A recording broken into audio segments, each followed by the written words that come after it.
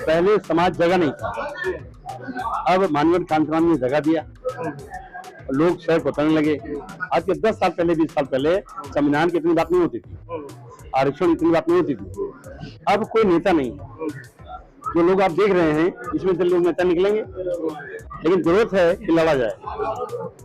जो बहुजन की बात करेगा कि पहले होता था, अब जो पीडीए की बात करेगा अब हो रहा है, हम लोग कर रहे हैं। तो निश्चित तौर पे अगर बाबा साहब डॉक्टर अम्बेडकर की सोच पे जिन्होंने संविधान बना के सपना देखा था कि देश बदलेगा, और हमें लगता है कि हम सब लोग मिलके और माननीय अखिलेश यादव हैं, निश्चित तौर पे इस देश में बदलाव चाहिए, बदलाव लाना है और बिना खुला लड़े नहीं हो पाएगा, क्योंकि बीजेपी हरकती पार्टी है, बीजेपी चलती है आरएसएस से।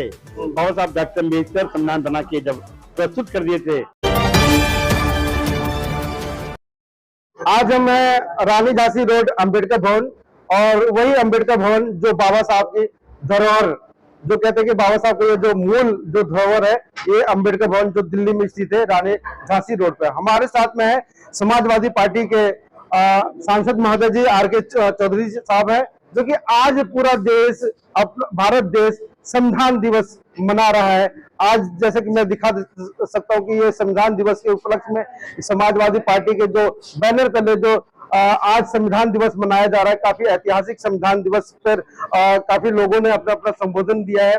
संविधान की बातें हो रही हैं, मगर हम सीधे चलते हैं माननीय संसद महोदय जी के पास। सर, क्या कहना चाहेंगे आप? बसपा पूर्व में, मतलब आप पहले बसपा में रहे हैं, उसके बाद कांग्रेस में रहे हैं, उसके बाद समाजवादी पार्टी में।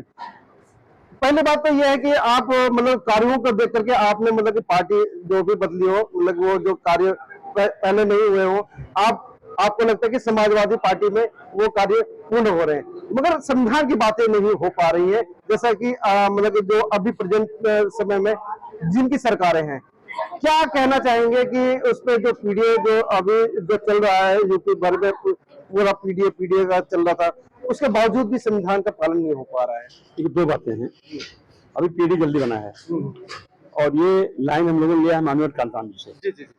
माननीय कांतिराम ने बनाया था डीपीए, दलित पिछड़ा अल्पसंख्यक, इसे कहा था बहुजन समाज। तो हम नारा लगाते थे, जो बहुजन की बात करेगा वही दिल्ली से राज करेगा। अब है पीडीए माने बहुजन, तो नारा लग रहा है जो पीडी की बात करेगा वो दिल्ली से राज करेगा। पहले था नारा बाबा तेरा मिशन धोरा, कांतिराम करेंगे पूरा। अब कांतिराम जी हमारे नेता थे, गुरु थे, मसीहा थे, उन्होंने बहुजन समाज को तैयार किया था, और तब हम लोग नारा लगाते थे बाबा तेरा मिशन धोरा। और बाबा साहब डॉक्टर अम्बेडकर ने संविधान बनाया और ये सपना देखा कि देश बदलेगा, ऊंची जाति के लोग तरक्की करके बहुत आगे बढ़ेंगे, लेकिन जिसे दबाया गया है, पिछाड़ा गया है, कमजोर है, लाचार है, वो भी आगे बढ़ के बराबरी और इंसानी जिंदगी जीने का मौका पाएंगे। ये मिशन है बदलाव, उसमें बाबा साहब डॉक्टर अम्बेडकर संविधान माने रखता है। तो नारा लगाते थे बाबा तेरा मिशन धोरा, कांतिराम करेंगे पूरा। अब कांतिराम जी है नहीं, तो पीडीए बना के अब बदलाव आ गया समाजवादी पार्टी में। अब नारा लग रहा है बाबा तेरा मिशन धोरा, माननीय अखिलेश यादव करेंगे पूरा। सर, एक प्रश्न ये है कि जैसे कि अगर हम 10 साल पूर्व की बात करें तो 10 साल पहले जो संविधान की बातें इतनी नहीं होती थी, मगर फिर भी उस समय ये जो सारी चीजें थी कि एक शांति, एक सौहार्द की बात करते। अभी आप देख रहे हैं कि 10 साल बाद मतलब जितने दलितों के ऊपर अत्याचार हो रहे हैं, जितने मतलब कि जो दलितों का हक छीना जा रहा है। अभी आपने बात कही है कि मतलब कि सामने भी चल रहा है कि जो आरक्षण है, आरक्षण की तो वो सेपरेट आरक्षण है ही है, मगर कहीं ना कहीं नौकरियां नहीं रही है, तो उसकी आपने बात कही, वो क्या कारण? देखिए, जो पहले था और अब है बड़ा अंतर है। पहले समाज जगह नहीं था, अब माननीय कांतिराम ने जगह दिया, लोग शहर को उतरने लगे। आज के 10 साल पहले 20 साल पहले संविधान की इतनी बात नहीं होती थी, आरक्षण इतनी बात नहीं होती थी। अब कोई नेता नहीं है, जो लोग आप देख रहे हैं इसमें से लोग नेता निकलेंगे, लेकिन जरूरत है कि लड़ा जाए।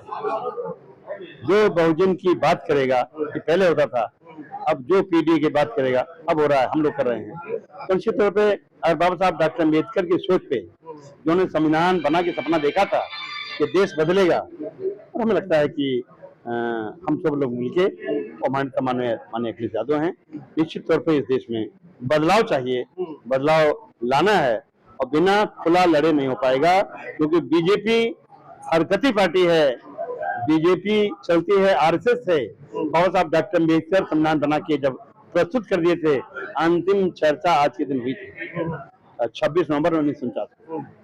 उन्होंने कुछ आर्टिकल पढ़ी ड्राफ्टिंग कमेटी की संविधान सभा में, तब देश के जो बड़े बड़े नेता हैं, राष्ट्रपति, प्रधानमंत्री, गृह मंत्री, जो संविधान सभा में थे, तो उन्होंने मेज पीटा, बहुत अच्छा बनाया, बहुत अच्छा बनाया। तो बाबा साहब ने कहा कि आप तारीफ कर रहे हैं, ये मेरा बनाया संविधान अच्छा है, ये संविधान चाहे कितना भी अच्छा हो, ये भविष्य में इस संविधान को लागू करने वाले अच्छे नहीं होंगे तो अच्छा संविधान भी बुरा होगा, और भविष्य में इस संविधान को लागू करने वाले अच्छे होंगे, ये संविधान अच्छा होगा। ये बात कही क्यों? दरअसल जिन दिनों बाबा साहब अम्बेडकर संविधान बनाने में लगे थे, उन्हीं दिनों उसमें आरएसएस और उसके मुखिया सरसंचालक मिस गोलवलकर जगह जगह चौपाल करके बाबा साहब डॉक्टर अम्बेडकर के विचारों की निंदा करते थे। तो डॉक्टर अम्बेडकर सब बराबर कर देंगे, मनी मनुष्य कहाँ जाएगी, वन व्यवस्था को खत्म नहीं कर सकता। तो निश्चित तौर पे चैलेंज करते थे, लेकिन आज देश बदल रहा है, फिर आरएसएस की सरकार, तो उन्हें अच्छा नहीं लगता कि देश बदल रहा है। जिस समाज को देश में पढ़ने का अधिकार नहीं था, वो पढ़ाने लगा। जिस समाज को मार खाने के बाद कोई सुनने वाला नहीं था, वो दरोगा होने लगा, पुलिस कप्तान होने लगा, मुख्यमंत्री होने लगा। ये बदलाव आरएसएस को बर्दाश्त नहीं है, इसीलिए हमें लामबंद होना है। बाबा साहब अम्बेडकर के संविधान के मुताबिक इस देश में निश्चित तौर पर समाज को बनाना है। सर, एक प्रश्न आता है कि मतलब बाबा साहब ने जो आपने बोला था वो कहा था उस समय, मगर क्या वो कारण है कि आज तक अपना दलित समाज जो है उसमें प्रधानमंत्री की कुर्सियों पर नहीं बैठ पाया? समाजवादी पार्टी के पास क्या है ऐसा? नहीं, माननीय कानून बहुत मेहनत किया और ये समाज जागरूक हुआ। अब एक खेल तो नहीं, जिस समाज को कुर्सी तो हासिल नहीं कर पाए ना, जिस समाज को सदियों बिगाड़ा गया है उसको बनने में टाइम तो लगेगा। आज कल नहीं परसों देश में जो कमजोर समाज है आगे बढ़ के बराबर हो जाएगा। वो कहते हैं कि हम संविधान के दायरे में रहकर के हम कार्य कर रहे हैं। वो ठेका न लें, वो ठेका छोड़ें। जो इस देश का बहुजन समाज है, पीढ़ी समाज है, वो निश्चित तौर पे जानता अच्छी तरह से कौन हमारा है कौन पराया है। हम काम सरकार बनाने सबके लिए करेंगे। मैंने बार बार कहा कि उच्च वर्ग के लोग तरक्की करके बहुत आगे बढ़ाएं, लेकिन जो पिछाड़ा गया है, जो दबाया गया है, उससे भी तरक्की करके बाहर आना होगा, बराबर आना होगा। जैसे कि आज पूरा देश जो है संविधान दिवस मना रहा है, क्या मात्र एक ही दिन संविधान दिवस मनाने से? मैंने कह दिया कि खाली संविधान दिवस मनाने से नहीं होगा, इस सड़क पर उतरने से होगा कि बाबा साहब अम्बेडकर का संविधान 100% लागू होके देश चलना चाहिए, वरना संविधान खाली किताब नहीं है, देश एक गाइडलाइन है। नहीं, संविधान एक गाइडलाइन है, उस गाइडलाइन को बीजेपी या कोई पार्टी फॉलो नहीं कर रही है।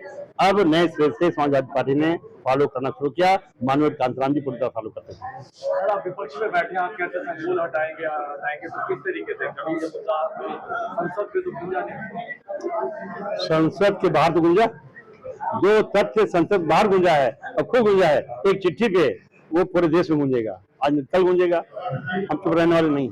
आपकी जो स्टैचू हटाई गई संसद से, आप संसद में हो तो आपके सामने रातों रात अभी आपने सिंगल सुना, देखा, एक दिन संसद गए तो देख लिया बाबा साहब अम्बेडकर मूर्ति हटाई गई है। समझिए इस देश के बाबा साहब अम्बेडकर के मानने वालों को हटा दिया गया, ये नहीं चलेगा।